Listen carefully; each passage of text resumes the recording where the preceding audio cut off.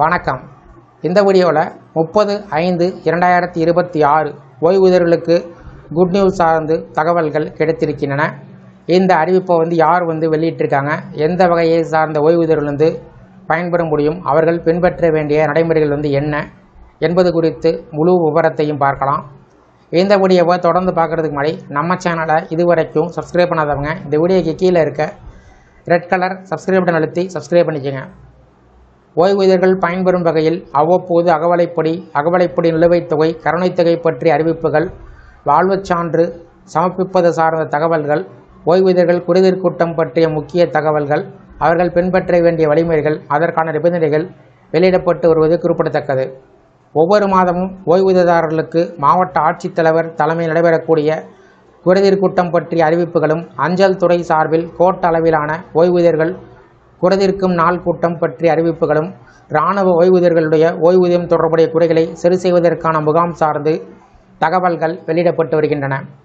புதுக்கோட்டை மாவட்டத்தில் அனைத்து அரசு துறையில் பணியாற்றி ஓய்வு பெற்ற ஓய்வூதியர்கள் மற்றும் குடும்ப ஓய்வூதியர்களின் ஓய்வூதிய பலன்கள் தொடர்பான குறைகளை கேட்டறிந்து தீர்வு காணக்கூடிய வகையில் புதுக்கோட்டை மாவட்ட ஆட்சியர் அலுவலகத்தில் 5/6/2026 வெள்ளிக்கிழமை அன்று காலை 10:30 மணி அளவில் புதுக்கோட்டை மாவட்ட ஆட்சியர் மற்றும் திருச்சி மண்டல இணை இயக்குனர் கருவூல கணக்குத்துறை அவர்கள் முன்னிலையில் ஓய்வூதியர் குறைதீர்ப்பு கூட்டம் நடைபெற உள்ளது.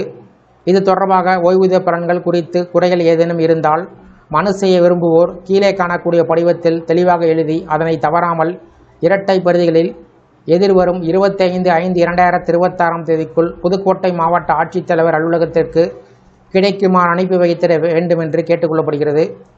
ஓய்வூதியர்கள் குறைதீர்ப்பு கூட்டம் 5/6/2026 கோரிக்கை படிவம் தவறாமல் கீழே காணக்கூடிய அனைத்து விவரங்களையும் பூர்த்தி செய்யப்பட வேண்டும்.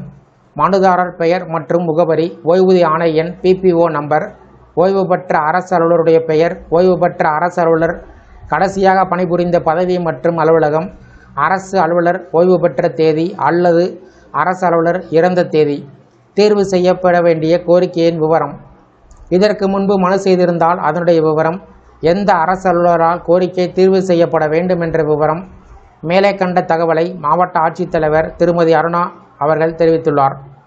இந்த குறைதீர்ப்பு கூட்டம் நடைபெறுவது சார்ந்து உங்களுடைய கருத்துக்கள், சந்தேகங்களை கமெண்ட் செக்ஷனில் பதிவிடுங்க.